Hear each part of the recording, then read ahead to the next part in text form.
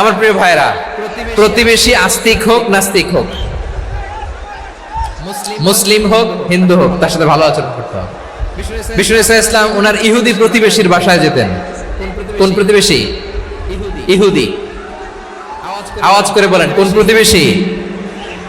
ইহুদি। এক ইহুদি কিশোর বিষ্ণু ইসলামের খেদমত করতে, ইহুদি ছেলে আমার নবীর খেদমত করতো। তারা ছিল নবীর প্রতিবেশী। তো অনেকদিন হয় ইহুদি ছেলেটা আসে না।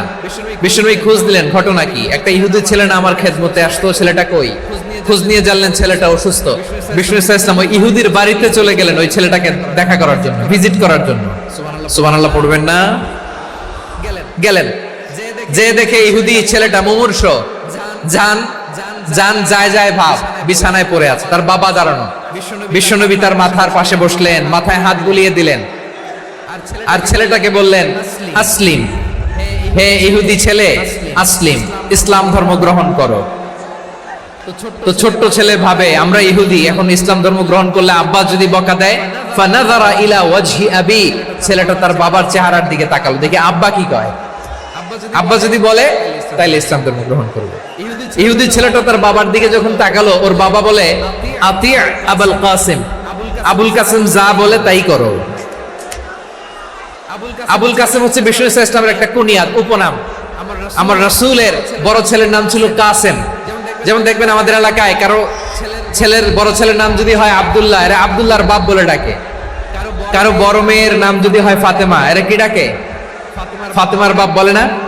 তো বিষ্ণু ইসলামের বড় ছেলের নাম ছিল কাসেম। ইহুদি বাবা বলল, আতি আবুল কাসেম, আবুল কাসেম যা বলে তাই শোনো, মানে মোহাম্মদ যা বলে তাই শোনো। এই কথা শুনে ছেলে সাহস পাইছে। ছেলে আবার পড়তে আরম্ভ করলো, আশহাদু আল্লাহ ইলাহা ইল্লাল্লাহ ওয়া আশহাদু আন্না মুহাম্মাদার রাসূলুল্লাহ। পড়েন আল্লাহু আকবার।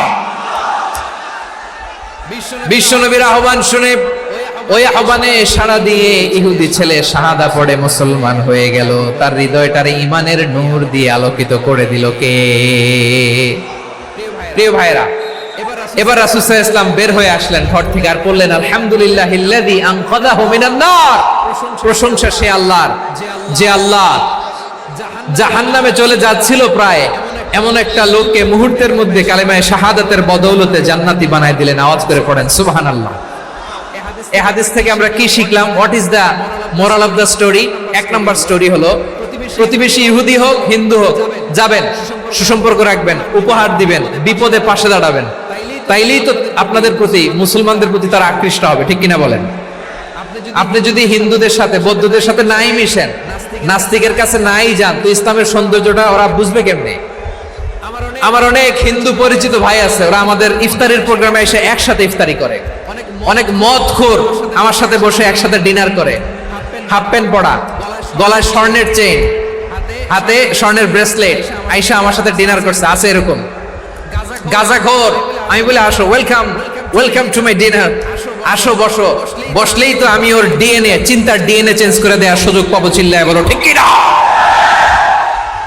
আসতে হবে আমার কাছে। Our door is open. The door of Islam is open 24/7.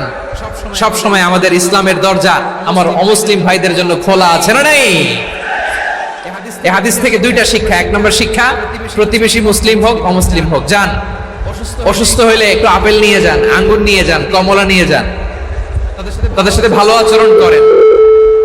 ইসলামের বিউটি দেখে, সৌন্দর্য দেখে অবাক হবে। নসিব ভালো হলে কোনোদিন কালিমা পড়ে মুসলমান হয়ে যাবে। ঠিক কিনা বলেন? তাহলে অমুসলিমের সাথে ভালো সম্পর্ক। বিশ্বনবী ইহুদির বাড়িতে গেলেন, ইহুদির বাড়ি, আর আমার মুসলমান ভাই আমার কাফের বলে, এরকম আছে না নাই? মুসলিমরা দেখতে পারে না, সহ্য করতে পারে। বিশ্বনবী সাল্লাল্লাহু আলাইহি ওয়াসাল্লাম ইহুদির বাড়িতে গেলেন। এটা একটা শিক্ষা। আরেকটা শিক্ষা হলো, ভাইরা, ধাক্কা মেরে এসে সামনে এসে কি লাভ? প্রোগ্রাম তো শেষ হচ্ছে, এখনই শেষ হচ্ছে। তো এই যে আমাদের বকশি ভাই ওয়াদা নিল, হাত তোলালো, মিম বলে এত কথা বললো, তো আমি জেলায় জেলায় যে খালি হাত নাড়াই তোমাদের জন্য নাকি? হ্যাঁ, হাত নাড়াই শুধু। এই ধাক্কাইতে এদিকে এসে হাত নাড়াইতেছে। হয়েছে তো, দেখলাম তো, ঠিক আছে, মাশাআল্লাহ, অনেক সুশৃঙ্খল, অন্যান্য যে কোনো জেলার জন্য সুশৃঙ্খল। আমার দিকে তাকাও, আমার দিকে তাকাও। ঠিক আছে, এই যে দাঁড়িয়ে আছে, একটা ছেলে নড়ে না, দেখছেন? মাশাআল্লাহ মাশাআল্লাহ মাশাআল্লাহ। হ্যাঁ, এইভাবেই। আর কয়েকটা মজাদার কথা আছে, শোনো। এই হাদিস থেকে আমাদের শিক্ষা হলো, আমার প্রতিবেশী যেই ধর্মের হোক আমি সম্পর্ক রাখবো।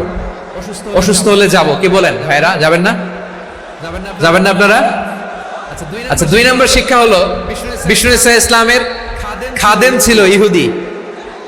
এতদিন খেদমত করলো, একদিনও বিশ্বনবী ওরে কালিমার দাওয়াত দেয় নাই। কারণ কি? বিশ্বনবী একটা ভালো সময়ের অপেক্ষা করতেছিলেন, প্রপার টাইমিং। দাঈর কাজ হচ্ছে দাঈ ইলাল্লাহ, সে হচ্ছে সুযোগ সন্ধানী। দাঈ সুযোগ খোঁজে, কখন দাওয়াত দিলে ব্যাটে বলে হবে, ঝোপ বুঝে কোপ মারে, ঠিক কিনা বলেন? বিষ্ণু ইসলাম ভালো সময়ের অপেক্ষা করতেছিলেন, দেখি ভালো সময় আসুক আসুক আসুক আসুক।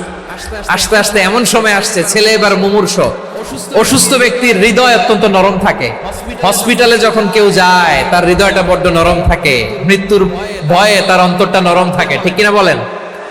এই প্রপার টাইমিং এর অপেক্ষা করতেছিলেন, যখনই টাইমিং পেয়েছেন দাওয়াত দিলেন, পড়ো লা ইলাহা ইল্লাল্লাহ, সুবহানাল্লাহ পড়েন সবাই।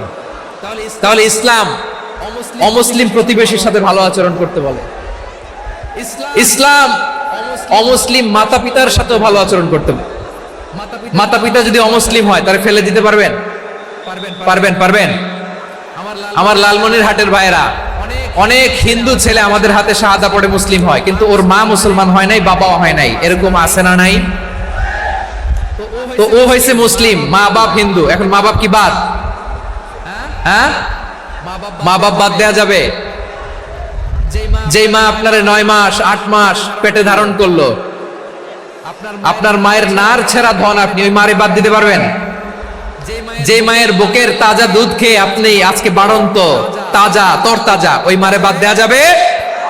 মায়ের এক ধারে দুধের দাম, কাটিয়া গায়ের চাম, পাপোশ বানাইলে ঋণের শোধ হবে না, এমন দরদি ভাবে কেউ হবে না আমার মাহা